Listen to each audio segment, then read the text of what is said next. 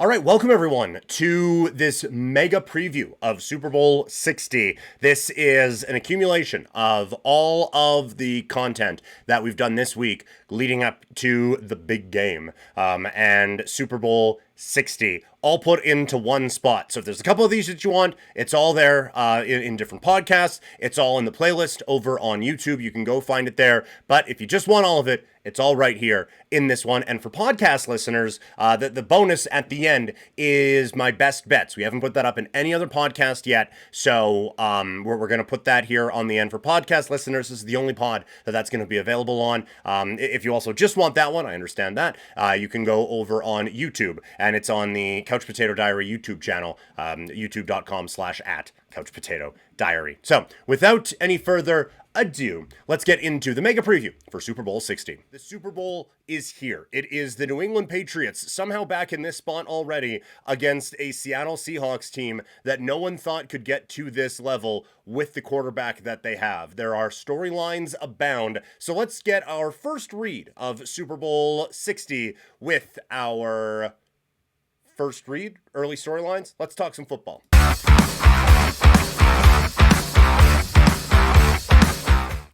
The Super Bowl is here, and it is funny to have to ask this question when you get to the biggest game of the season. You get to a championship game. You get to all of these, whatever you want to call this, and still the first question I have is this team any good? But that's where I'm at right now with the New England Patriots. I still don't know if this is a good football team or not. I kind of like, okay, saying are they a good football team? That's a bit, I'm being a bit shitty there. I understand that. But is this a championship level team? I don't think so. Like, if you put this team up there against any of the other Super Bowl teams that have played in the last little while, how many is this team beating? I don't know the answer. I don't think it's particularly high. But still, they're here. Like, we can talk about, oh, are they for real? Are they not? I don't know, man. They're in the Super Bowl. Like, they are one win away from being champions. All they have to do, and we'll talk about this in a second, all they have to do is beat Sam Darnold, and they're Super Bowl champions. I think their fans would have taken that. They'll take it now. Like, it is crazy the run that this team has been on.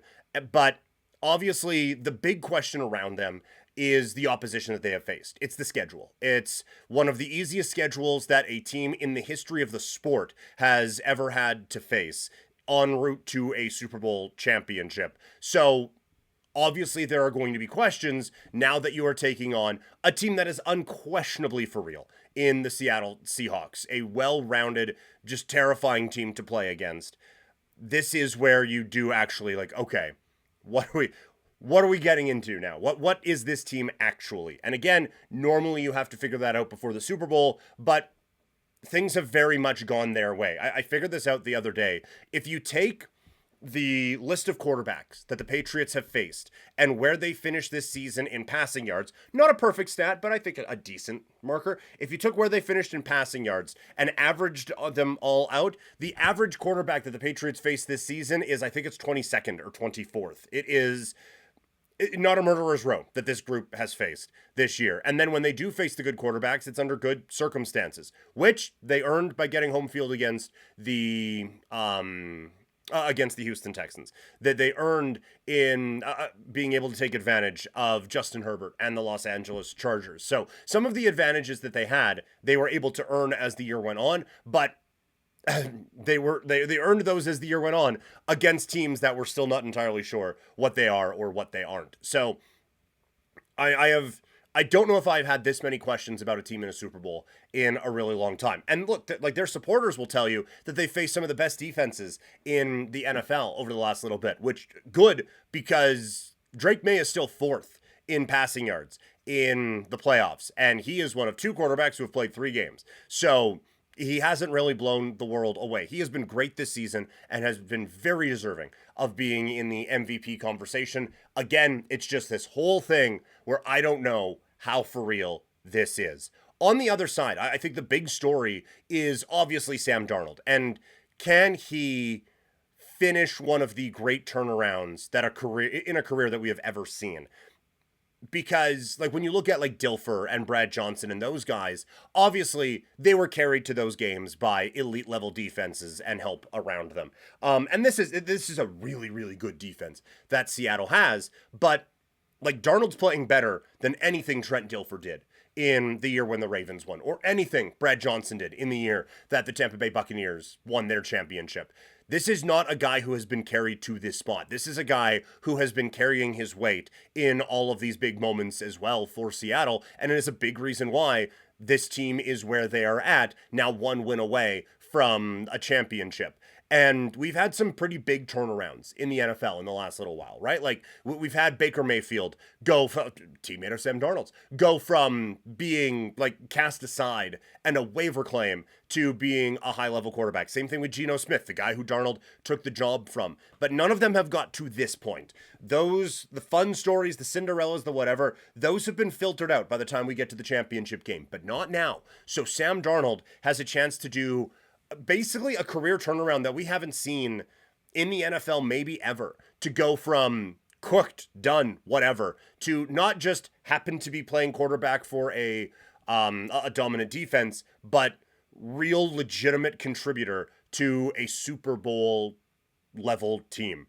It is really quite something to see what this player has turned himself into. So a really cool story to start the week in the National Football League as we get ready for the Super Bowl this upcoming weekend. So those are, again, just a couple of the stories that I am really focusing on here in the next little bit. But another thing that I want to talk about today is obviously what it means for the winner and the loser is something that most of us will never truly understand. But for a bigger footballing standpoint, I want to take a look at what this game could really signify in the NFL landscape. I've often said it doesn't matter how, but it doesn't matter how, but how many thing kind of goes away when there's a trophy on the line. But I do think the how of it all is really going to be a fascinating thing to look at when we're talking about different storylines in the NFL going beyond this game.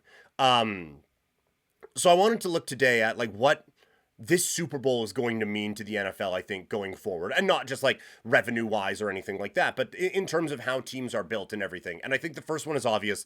It's that this quarterback obsession at the top of the draft is not slowing down. I've said, Raider fan here, I feel like the Raiders should trade the Mendoza pick, try to load up on some draft capital, build out a foundation, and then still gonna be bad next year. Go out, get that quarterback next year, and you'll be on your way to putting together a strong, solid foundation of a championship level football team. And so this game kind of goes against all of that, right? Because the Patriots weren't ready to have a Drake May under my rule, right? They built a bit of a foundation, but still, like, they had an offensive line that they had to put Jacoby Brissett out there for so that they wouldn't kill the kid. But they still drafted him, and he has still been that level of a difference maker for these teams. And so you are going to get the combination of coach and quarterback, obviously very important. And maybe that combination is more important than any other combination in sports at this particular time. But to now have like it right here in this Super Bowl where a team got it right very quickly and turned it around really, really quickly, too quickly for most of us, I think that really does show and is going to be an example for teams to draft the Mendoza and still. And this is honestly, it's a flaw in the way that I think about some of these things where I still, and this part isn't going to change for me, I don't think. I still think it's better to have the foundation set and then bring the quarterback in than to reach on a quarterback. Now, if the Raiders think Mendoza is the best player in the draft, then you take him and you figure the rest of it out. And that's where the Patriots are at. I didn't think they were ready for the quarterback, but they took Drake May at 3. And after that, you still get to draft. It like the rookie year isn't the be-all, end-all. We're seeing it's pretty important in the player's development, but it's not the be-all, end-all. You have to keep adding pieces, and you can keep adding pieces, and that's what the Patriots have done. So, for me, along the way, it has been get that foundation, and when it's ready, get the quarterback. The Patriots have shown, and they've done a good job with it because other teams haven't, and Sam Darnold, where he came from, I think is a good example of it, where you get the quarterback, the work's not done now. It's not, okay, success, baby, we got this. It is a constant, daily focus on how can we make him better and how can we make our football team better. And the Patriots did that phenomenally well. On the Seattle side, I think for both of these teams and the rest of the NFL, and this is something we've seen for a little bit, the whole defense wins championship things, that's certainly back. The Patriots, while Drake May has been awesome, the Patriots are in this spot because their defense is solid. And May has been very good. But the Seahawks are definitely in this spot because their defense is one of the best in the National Football League, and Darnold has been able to take it over in certain games after that. So there's going to be, I think, a real focus on the defensive side of the football again. I think this is a draft that will help with that as well. So I think this, I don't know if we're going to have major changes there on the defensive side, that everyone's going to get a lot more defensive focused or anything. But I think this is, again, a reminder that we focus on the quarterbacks a lot. It's not just those guys who are doing it. Around this, I was also thinking of the great legacy debates and everything like that.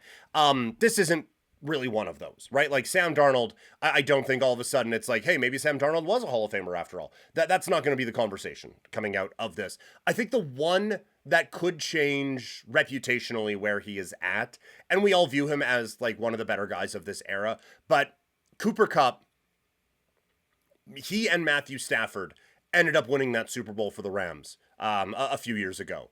If Kupp is a big part of this game again, now we're getting into not just like one of the better ones of his era, but now we're getting into like some all-time stuff here. So I think you have a player in Cooper Kupp who could really affect his legacy if he has just an absolute ballin' out weekend at the Super Bowl and is a big part of another closing drive. Then we talk about like most clutch players of all time, this, that, and the other thing. So I think there's some interesting conversations that could come up if Cooper Kupp has that big week. But what about you guys? What are the big stories and what are some of the big lessons that you could take away from the NFL season as we get ready for the Super Bowl? I want to hear those in the chat, or if you're watching after the fact, let me know in the comments. And if you're watching this and you're like, wait a minute, after the fact, I'm watching this right now. It's YouTube. Isn't every video after the fact? Which technically, fair point. But we do stream these live on multiple different platforms on twitch.tv/primetimepk, kick.com/primetimepk,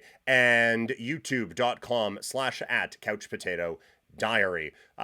Streaming these live. Our next live stream on all three is going to be tomorrow, and it is going to be at 10 a.m. We are going to Mountain Time, I should say. 10 a.m. Mountain Time is when we are going to be doing our next stream as we continue on with Super Bowl weekend. But also for the video game folks over on Twitch, going to be doing a WWE video game stream for a bit more of the wrestling conversation. That'll be happening at 4 o'clock Mountain Time today. So busy times as I make up for some lost time here around Couch Potato Diary. Super Bowl 60 is coming up this weekend, and it is a very unique event because it is the championship in the NFL, and there's still one team that people have major question marks about. So today, let's take a look at the path that brought the New England Patriots to Super Bowl 60 and why everyone has so much doubt around this particular football team.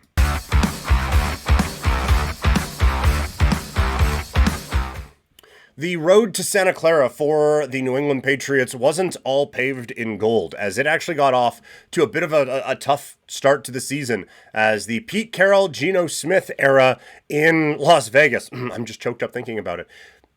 It got off to a good start for Vegas as they picked up the win on opening week against the New England Patriots. And immediately it was there was a lot of buzz around the Patriots coming into the season. Made the draft for Campbell at tackle, brought in Mike Vrabel.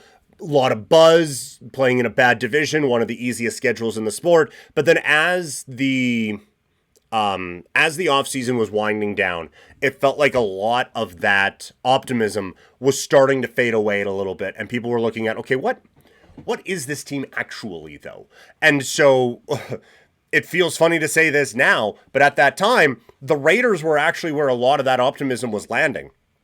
It was going from New England to Vegas. And so Vegas picking up a objectively ugly win over New England in week 1 really didn't do much to slow that down. Patriots then get a win over the Dolphins, but then lost to the Steelers. And so there's a little bit of, okay, Yeah, it's just they're a year away. That's fine. They're gonna be there, but this isn't gonna be the year that we thought it was. And then they beat back-to-back playoff teams in a win over the Carolina Panthers, and then they get a few people's attention with a good win over the Buffalo Bills. And now we get to why this Patriots team in this Super Bowl is a little bit scrutinized. Because yes, that was the start of a 10-game winning streak for the New England Patriots. However, as has been documented, here are the quarterbacks that they beat during that stretch. We are not cherry picking or anything like that. These are just straight line, the quarterbacks they beat in the 10-game win streak. Spencer Rattler, Cam Ward, Dylan Gabriel, Michael Penix Jr., Baker Mayfield, Justin Fields, Joe Flacco with no Jamar Chase, and Jackson Dart. Then they had a 4-point loss against the Bills in what was actually a game I think that did more for them to kind of build up their stock than any of those wins that I talked about. But then after that, they beat Tyler Huntley, Lamar Jackson combo. They beat Brady Cook and then Quinn Ewers. So not a murderer's row. I think that it was like that they've played X amount of fired coaches and offensive coordinators as well. Like just a really, really bad stretch of quarterbacks that they were able to take advantage of. They get to the playoffs and they haven't really proven anything either. Justin Herbert with a significantly compromised offensive line. CJ Stroud with no Nico Collins, and then very early in the game, no Dalton Schultz, and no concept of how to handle snow or cold weather, even a little bit. And then they played Jarrett Stidham in the conference championship, who is very much Jarrett Stidham. So there wasn't really this opportunity to be like, no. Now we are this team. Now you can see that we are these dudes. So should we hold that against them? On one hand, no. Like, you can only play who is in front of you. On the other hand, like, this is an absurd run of lack of quality that you have faced in a football team.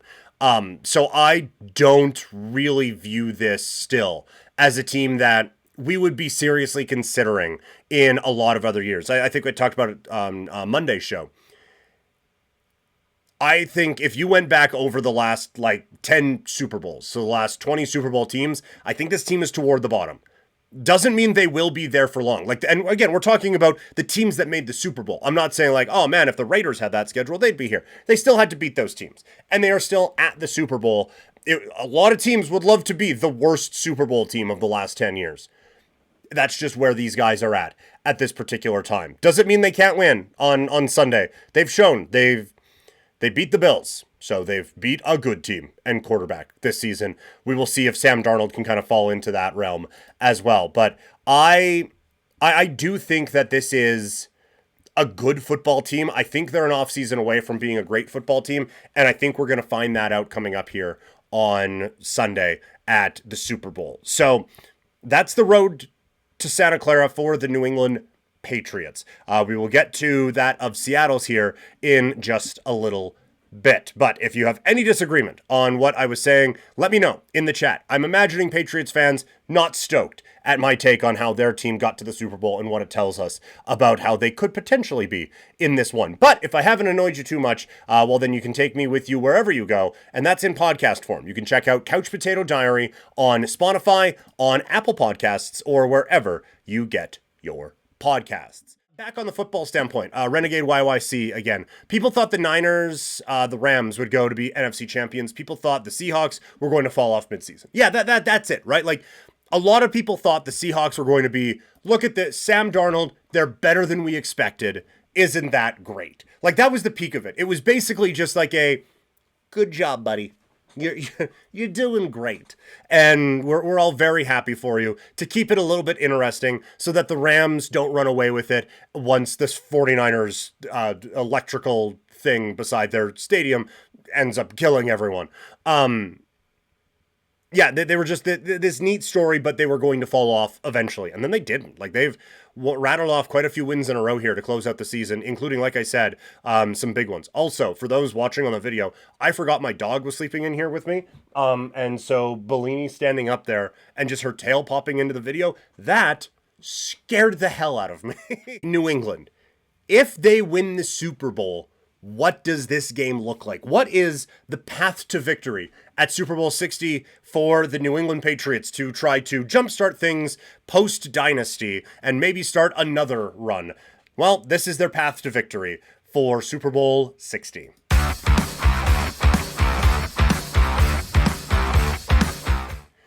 I think for New England to win this game, it's probably going to have to be a bit of a wild, high-scoring affair.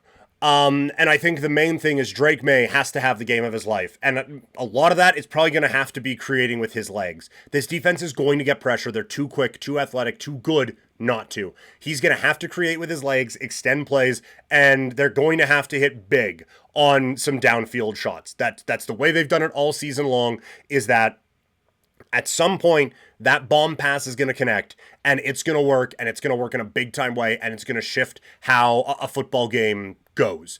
So it all comes, again, insightful analysis, it comes down to the quarterback. But they are going to, I was going to put, like, they have to protect him. It's not going to happen. This offensive line has not been good this playoff. This pass rush for Seattle has been, so you have to find other ways of addressing it. And it is what we talked about with Seattle, where let's not mess around with quick underneath, whatever, we're going. And as far as you can go in the limited time that May is going to have to throw the football, that's how far we're going. And we're going to try to come up with a big play, and May is going to have to come up with a couple of plays that extend drives and extend plays and possessions with his legs. That is the only way this team is going to be successful. On the defensive front, you have to force Sam Darnold into making mistakes. That is either making the run game null and void and forcing them to pass 45 times, or if you can take JSN away. Either if Christian Gonzalez can be that guy to do it, or Gonzalez locks in on Cooper Kupp, you slide a double team over the other way on JSN,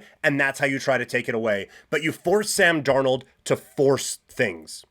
That is how you win this Super Bowl, is by Sam Darnold having a 2018, 19, 20, 21, 22, 23, 24 season. Not the last two.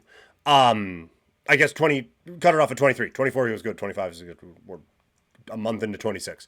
So either way, force Sam Darnold to be the Sam Darnold that we have all become accustomed to, and this team should be successful in that. So that is the path to victory for the New England Patriots. Any other keys that I've missed? Let me know. Again, either in the chat or in the comments if you're watching this after the fact. And again, share this with your football watching friends so we can keep these conversations going on Twitch, Kick, and on YouTube. Or if you're listening in podcast form, follow me on social media, and we can keep the chats going there as well. But make sure you share this wherever you're consuming this. Share this with your friends so we can grow the show and keep some of these fun conversations happening. Let's really narrow down. What does it look like if Seattle is going to win this football game? Let's break it down.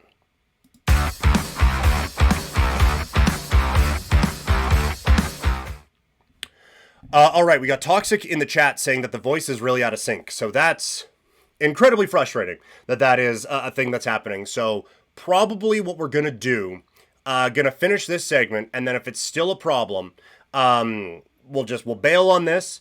I'll bring out the PlayStation, and we'll keep the NBA trade deadline stuff going with our NBA 2K, and the wrestling and the UFC and all that is just going to have to be recorded at a different time. Because I don't want to mess with anything today on the podcast stuff and the basketball and everything. So let me know if it improves over the next little bit here. But while we're waiting on that, it's Super Bowl 60. Seattle is the favorite, and a lot of people are anticipating that they will win, but what does it have to look like for them to actually win? Let's break it down here. We will start on offense. I think a couple things have to happen. A, Darnold has to get into some kind of a rhythm and has to be a major factor in this.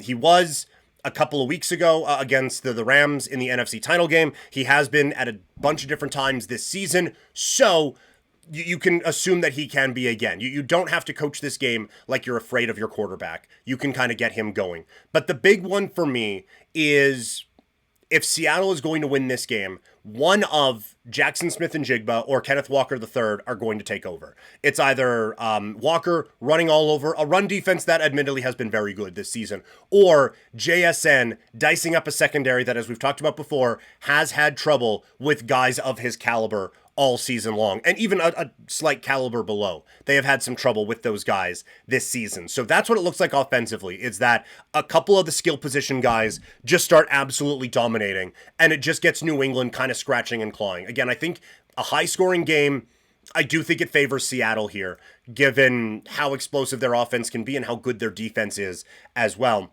But honestly, like a low-scoring game, I think it kind of favors Seattle too. Like again, we've talked about it a bunch. I'm fully on the Seattle side here, and maybe there's a bit of haterade being consumed. I don't think so. Today it's just a yerba mate, but maybe there's a bit of a hater going on here. Sorry for just drinking in all of your ears. I really don't think it is.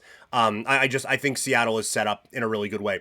Defensively, winning the line of scrimmage battle is kind of a must, and I think easier on the defensive side for them. Like we've talked about, some offensive line issues for New England as these playoffs have gone on. Just teams haven't been able to take advantage of some of the mistakes that have happened for New England. But also, like, Sam Darnold can't be running for his life all game. That's where mistakes happen. And that's where big problems start to pop up for this football team. So win that line of scrimmage battle. And I think a big thing for them is going to be bottling up that deep pass game. I think they're going to be, if they turn this into a Drake May is running for a few yards and they're trying to dink and dunk their way up the field, that's advantage Seattle. Where this game can get a little bit closer and where New England, I think, can kind of narrow that gap is if they start to hit on a couple of those deep passes, like a deep one to Booty and something like that. It really levels that playing field a little bit more. So they have to keep a top on what New England is doing offensively to be successful in this game. So those are, I guess, the path to victory for the Seattle Seahawks coming up here in Super Bowl 60. Anything I miss? Let me know, either in the chat or in the comments if you are watching this after the fact. Also, if you're listening to this in podcast form, get at me on social media and we can keep talking about the Super Bowl. I am at Primetime Klein on Instagram, X, TikTok, Threads, and Blue Sky. It is Super Bowl week, and while the NBA has stolen some of the headlines, obviously the main event of the weekend comes on Sunday with the Patriots taking on the Seahawks at the Bad Bunny concert in Santa Clara, California. And there has been a lot of talk about how these two teams match up. And so today, I'm going to look at the three key matchups in this game that should decide Super Bowl 60.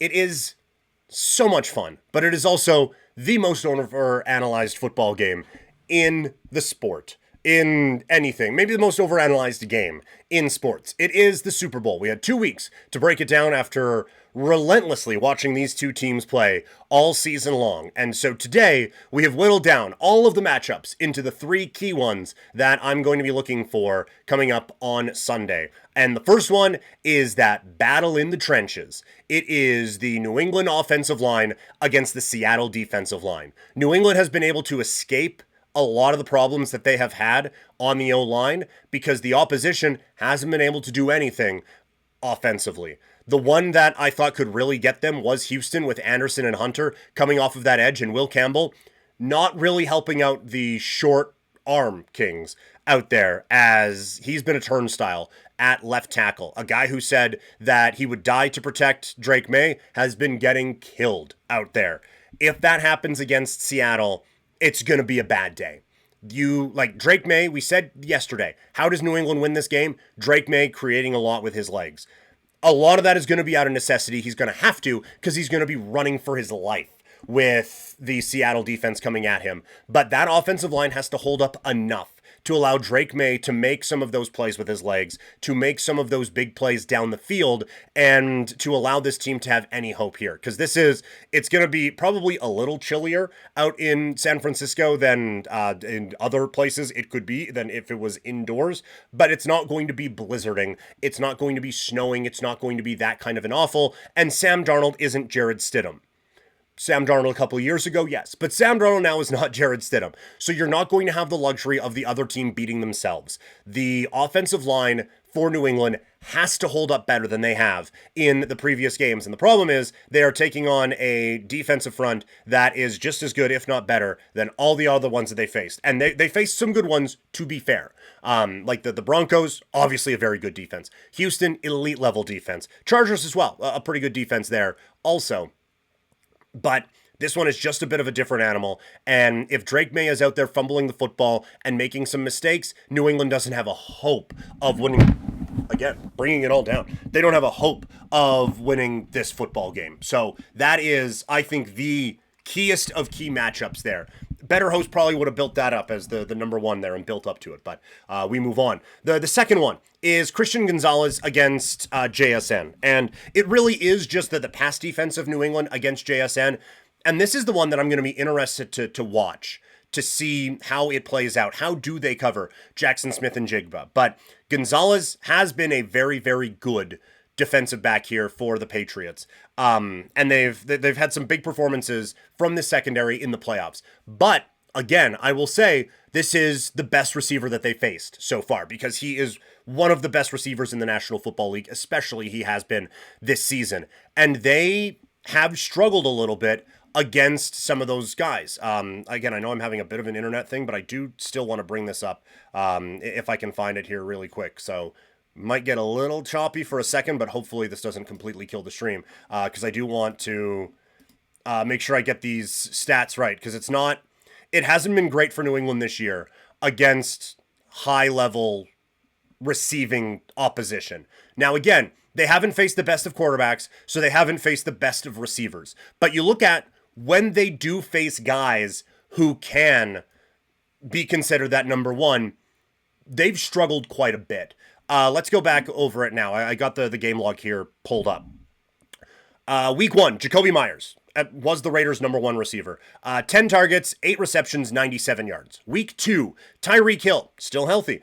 7 targets, 6 receptions, 109 yards. Jalen Waddle also had 68 yards in that game. Week 3, DK Metcalf, we could squint and see him in that role. I don't really view him as that, but they did do a good job of limiting him. Terrell McMillan the next week against Carolina is the closest they have to it, but that's a rookie in week 4. We're not going to do that. As discussed, Buffalo never really had a number one wide receiver, so we're avoiding that. Week number 6 against the New Orleans Saints. Chris Olave broke out as a number one wide receiver this year. 6 receptions for 98 yards. You see kind of what I'm going with here. Tennessee didn't have a number one. Cleveland didn't have a number one. So we go to week 9 against Atlanta. Drake London, 9 receptions, 118 yards, and 3 touchdowns in that game against the Pats. Now, New England still goes on to win that football game, but still. The week after that, Emeka Egbuka, who, yes, rookie, and we kind of disqualified that earlier, but he stepped up with 115 yards and a touchdown on 6 receptions. After that, Jets didn't have a number one. Cincinnati did have T. Higgins. Jamar Chase was out for that game, but they were able to limit Higgins. Io Shavas went off for 61 yards. The next week, the Giants, at that point, Neighbors was injured. The week after that, Baltimore, week 16. They also played Buffalo. And again, Bills don't have a number one. Week 16 against Baltimore. 84 yards against Zay Flowers. Jets don't have a number one. Miami, at that point, they weren't playing anybody. And then Chargers, Houston, Denver, none of them have guys that really, really scare you all that much. So, again, yes, this New England defense has been strong this season. I do not want to take anything away from that, even though that's absolutely what I'm doing here right now. But all of those guys I mentioned had really big games. And you notice, like, aside from we could make a case, I guess, for DK Metcalf as a number one, that's not cherry picking, though. Whenever they faced high-level wide receiver opposition, this team struggled. And JSN, with the exception of Puka and then maybe Chase and Jefferson, is as high level as it gets. So can they slow that down? If they can't, again, they don't have a hope. They are not winning this game if it's a crazy wild shootout against Darnold and JSN and this defense. I don't think it's happening. So can Gonzalez be the guy to shut that down? Or is Gonzalez on cup and they just kind of double cover over on JSN? I think that's going to be something that's really fascinating to watch as well. And then the last key matchup is Ramondre Stevenson against Seattle's run defense. The Seahawks kind of got run on a little bit by Corum and Kyron Williams. There was a little bit of death by 1,000 cuts there, but they still were able to kind of lock in there and help out the offense. New England's going to have that as well from Ramondre. You can put Henderson in here as well. But again, because of the issues on the offensive line, having Drake May be a one-dimensional quarterback and having the defense know that they can just pin their ears back and rush him is not going to be a good thing for him. So they're going to need Stevenson to A, hold on to the football, which was an issue early in the season, and B, keep them ahead of the chains, keep this defense honest, and keep New England in this game. So those are the 3 key matchups that I'm going to be watching for here at Super Bowl 60. What about you? What are you paying attention to for the upcoming Super Bowl? Let me know in the chat or in the comments down below if you're watching this on YouTube after the fact. If you are listening in podcast form, hit me up on social media and let me know what some of the matchups you're watching for on Super Bowl Sunday. We got Tall John in the chat. You can sit behind the Patriots at field level on resale for $90,000 to $100,000. So remortgage a home for one game. Yeah, that's insane. Like, I have, as I think a lot of us would, I have a sports bucket list that I would like to go see. I'm not even putting the Super Bowl on there. Like, I'm not even going to bother because I know that that's going to be beyond me at no matter what heights I get to. Even if, like, honestly, even if I could, I don't know if I'm spending $100,000 to go watch the Super Bowl. Like, I guess Raiders in it, and I've recently won 2 lotteries, then yeah. But, and for Patriots fans, I get, like, we're all on them a little bit for, like, oh, they haven't really had to wait all that long, da-da-da-da-da-da. Like, Brady won the COVID Super Bowl, right? Or was it the year? Either way, like, he has been gone for a little bit. We have over-exaggerated that, I think, a touch, because, again, Raider fan here, haven't done a lot of winning, and you guys just get to do it again. That's not fair. But, like, the Patriots fans, you just got this a while ago. Like, it's not like this is a long-suffering friend. It's not the Jets coming to the Super Bowl, or the Bills. One of those is more realistic. It's not one of those fan bases that have been long-suffering for so long and have finally been able to break through, and now I just have to get there. I don't care what it costs. I don't care. We'll figure it out later, but I need to get to this football game. Patriots, you've been to like a third of them in the history of the sport. So what are you spending $100,000 for to go watch this thing? Like, that's insanity to me. My TV's cool, you know? Like, Tirico and Collinsworth is a fine hang for a Super Bowl Sunday. I don't know if I want to go sit there and maybe have, like, a great view of Bad Bunny's back at, I'm sure a lovely back, but a view of Bad Bunny's back at the Super Bowl. So yeah, it's not even one that is on my radar for hoping that I get to one day. Like, I honestly right now, and the chances are slim on both, I have a better chance of working the game than I do being able to afford tickets and going to it. But I think you need more than 6 games of college football broadcasting experience before you can get to that game. So, broken it down from every angle. It is now time to make our picks. Super Bowl 60. It is the Patriots. It's the Seahawks. It's this weekend. So, who we got? Let's break it all down.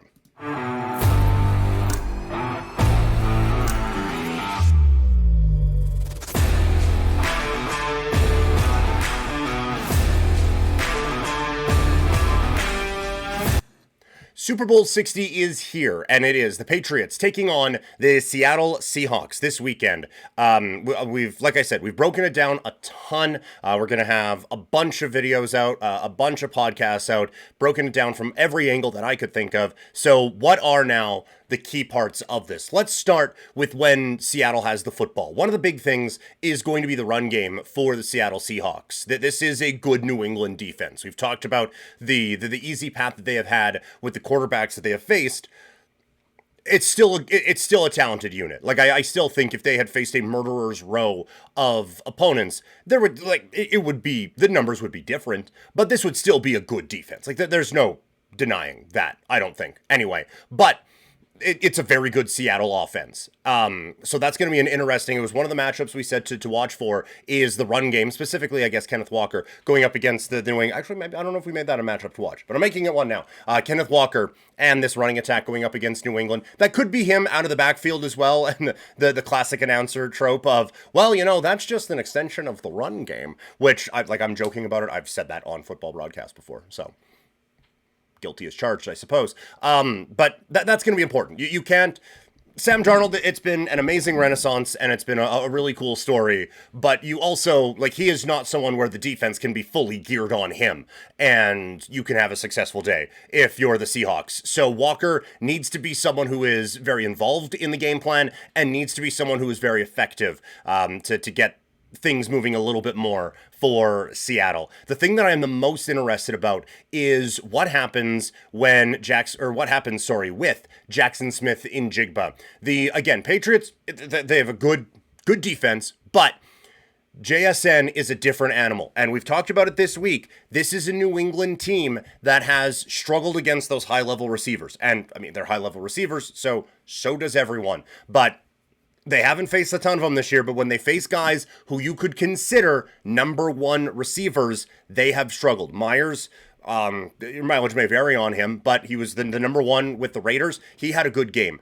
It was Drake London had a really strong performance against them as well. Chris Olave had a really good game as well. Zay Flowers was all right in this one. So they have kind of struggled against the upper echelon of NFL wide receivers, and make no mistake about it, JSN is in the upper echelon of receivers. He's in the penthouse, no doubt about it. So what do they do to try to slow that down? I'm really fascinated by this. Do they put Gonzalez over on Kupp and then just double team JSN on the one side? Do you put your main guy on him? Do you kind of float it around, mix things up a little bit? I'll be really interested to see what happens there, because if he just gets going, if he has another game like he had in the NFC title game, New England doesn't have a hope of winning this game. I don't see it.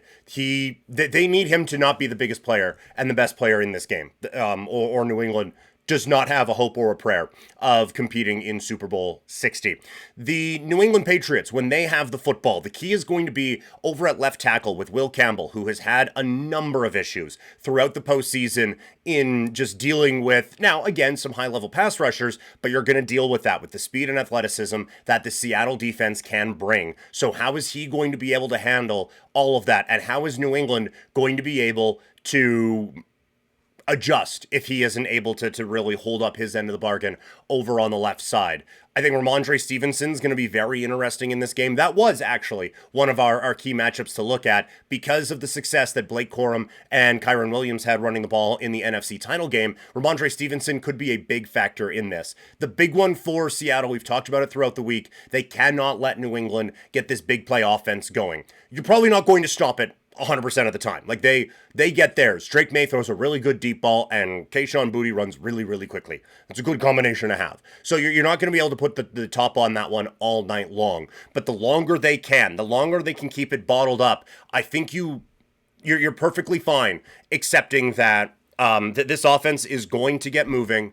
But if we can keep them and force them into those 11, 12, 13, 14 play drives, at some point the kid's going to make a mistake. At some point, we're going to force the kid into a mistake. If I'm Seattle on their sideline, that's what I'm saying. We're going to force this dude into making a mistake here at some point. We're just too good not to. And that's the way that they kind of do it. He is going to get his with his legs. That's just, it's not something that a defensive coordinator is going to be thrilled to accept, but that's just something you have to accept when it comes to this one. It's then, like, how do you kind of contain that? How do you bounce back from it? How do you recover from it? And try to figure it out there. So I have been all week very strongly suggesting that I think Seattle wins this one. And there was someone in the comments that was saying, like, everyone keeps sleeping on the Patriots. And I will admit, I'm sleeping on the Patriots. And clip this, whatever, when the Super Bowl is done. If the confetti is the color of the New England Patriots and it's falling down, the ones that are in the shape of the Lombardi Trophy, which is still, it's a dumb thing, but it's really cool for me. Not the point. When that's all falling down and it's the Patriots who have won, you can clip this and call me an idiot.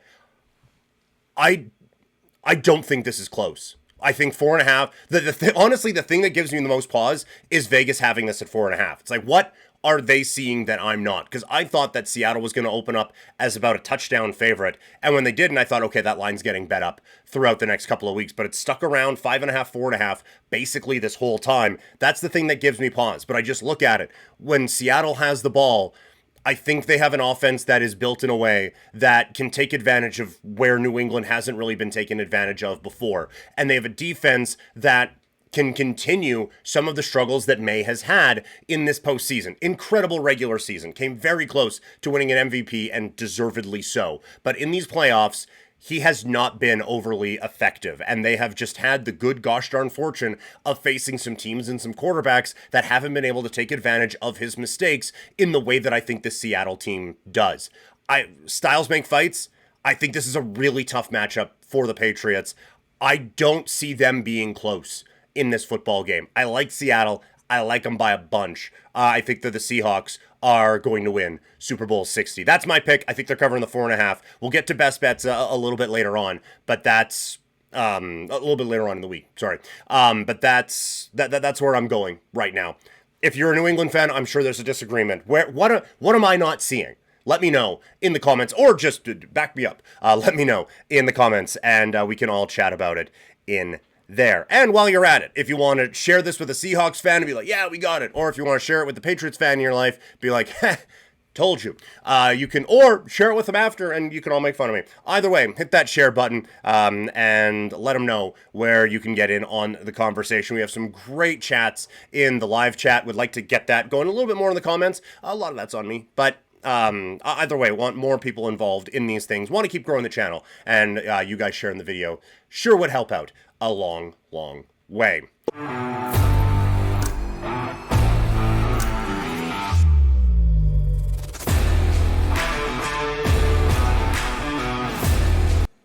All right, these are my best bets for Super Bowl 60 between the Seattle Seahawks and the New England Patriots. Let's dive right in. Told you guys in my pick, if you missed that, if you're watching this on YouTube and you missed it, it's available in the playlist here. My pick for the game is Seahawks minus the 4.5. I feel good about that one. I kind of explain it in the breakdown. I think Seattle, it's kind of better everywhere. I don't think New England handles the high-level receivers that Jackson Smith-Njigba is very, very well. I don't think they have an offensive line and an offense in general that is capable of dealing with the speed and athleticism that Seattle brings. So with that, I like Seattle a lot. And I'm honestly, to drive it home on this, I'm going alternate line as well.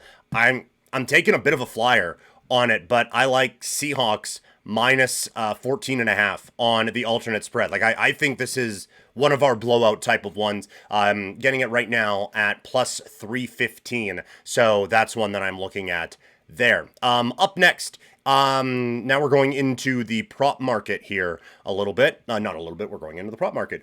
I have anytime touchdown, AJ Barner plus 230. For the Seattle Seahawks. He has been a bit of a weapon in the red zone and not necessarily one that teams clue in on right away. A lot of the focus is going to be on JSN, a lot of the focus on Cooper Kupp, and you got to worry about Kenneth Walker in the backfield. Barner gets forgotten about sometimes. We've talked about him in fantasy football a lot this season. I think he comes up with a touchdown here. Anytime touchdown scorer for Barner is at plus 230. We talked about the mistakes that Drake May has made in the passing game at times, and just other teams haven't been able to capitalize as much in the postseason. I think Seattle can capitalize on them. So Drake May, total interceptions thrown over half. I think he throws at least one. So I like that one there. Noticing now these are all over, and I don't love that, but we'll be okay.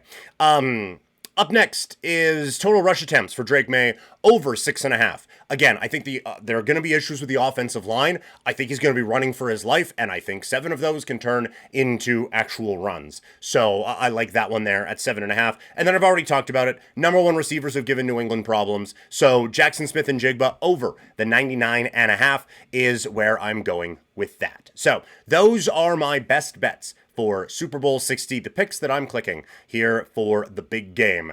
Any disagreements or any other plays that you guys have an eye on, let me know in the comments and we can chat about it there. And if you really liked this and you want to bring more of my stuff with you wherever you go, Couch Potato Diary is available in podcast form on Spotify, Apple Podcasts, or wherever you get your pods. All right. That's the preview. Enjoy the big game. I know I'm not anticipating a close one, but it's always fun. It's the last NFL game for a long time, so let's enjoy it. Have some fun, and we'll talk all about it when the game is done. Thank you so much for hanging out today. As always, we're presented by Sea of Dead. Head over to seaofdead403.ca. Grab all that great Calgary swag. And, of course, you can follow me on social media. I am at PrimetimeKlein. Thank you guys so much. Enjoy the football, and we'll talk again real soon.